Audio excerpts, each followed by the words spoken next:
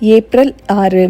இன்றைக்கு இறைவன் நமக்கு தரும் சிந்தனை, கடந்த கால குப்பைகளை கண்முன்னிலிருந்து நாம் அகற்றிவிட்டு நம்மை கடவுளின் கண்களில் பதிய வைத்து வாழ்க்கை பயணத்தை நம்பிக்கையோடு எடுத்து செல்வதுதான். இன்றைய இறைவார்த்தை யோவான் அதிகாரம் 8, இறை வார்த்தைகள் 1 முதல் 11 முடிய. அக்காலத்தில் இயேசு ஒலிவமலைக்கு சென்றார்.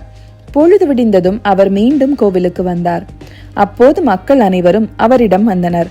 அவரும் அங்கு அமர்ந்து அவர்களுக்கு கற்பித்தார்.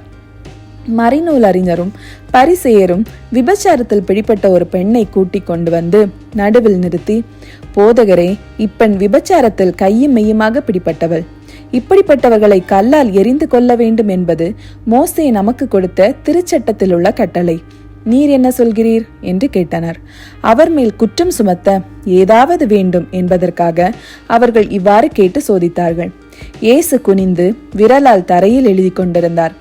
ஆனால் அவர்கள் அவரை விடாமல் கேட்டு கொண்டிருந்ததால் அவர் நிமிர்ந்து பார்த்து, உங்களுள் பாவம் இல்லாதவர் முதலில் இப்பெண் மேல் கல்லெறியட்டும் என்று அவர்களிடம் கூறினார். மீண்டும் குனிந்து தரையில் எழுதி கொண்டிருந்தார்.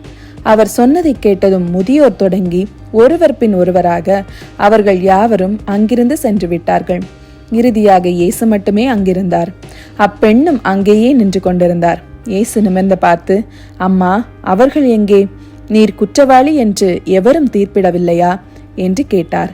அவர், இல்லை ஐயா என்றார். இயேசு அவரிடம், நானும் தீர்ப்பளிக்கவில்லை, நீர் போகலாம், இனி பாவம் செய்யாதீர் என்றார்.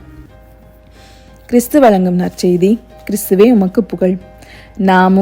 நாம் செய்ய வேண்டியதெல்லாம் கடந்த கால குப்பைகளை கண்முன்னிலிருந்து அகற்றிவிட்டு கடவுளின் கண்களில் நம்மை பதிய வைத்து வாழ்க்கை பயணத்தை நம்பிக்கையோடு எடுத்து செல்வோம் என்பதாகும்.